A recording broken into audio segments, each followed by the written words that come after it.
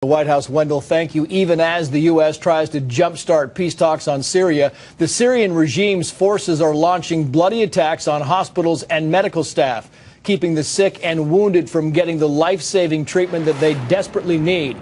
That from the United Nations in a new report, which also claims the Syrian military has been using hospitals as torture centers.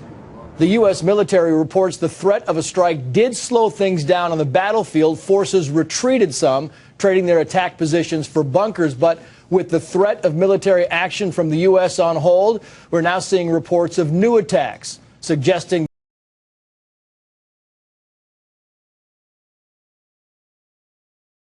from Middle Eastern studies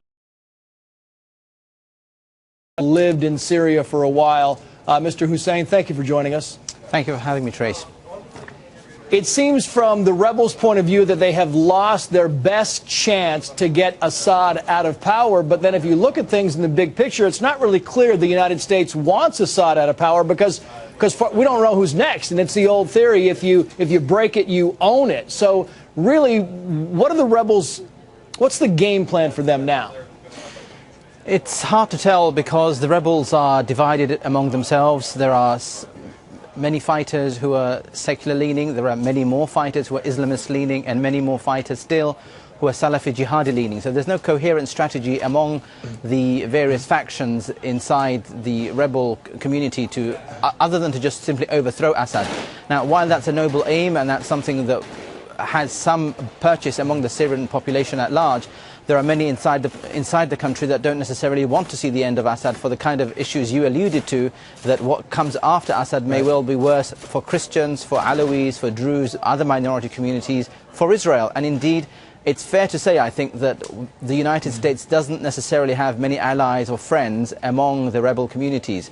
These are people who, the Syrians at least, not including the foreign fighters, 10,000 according to some reports, 17,000 according to other reports.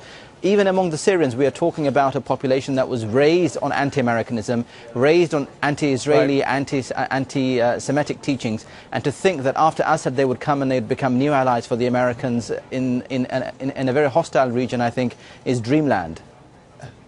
And I think we should point out that a lot of the reports coming out of Syria we just cannot confirm. But what we're hearing from the rebels is not only do they feel like America has let them down, but now they're in this position where they feel like that Assad could come out of this thing not only still in power, but maybe a national hero, saying, look, he saved the country because he stood up to the United States.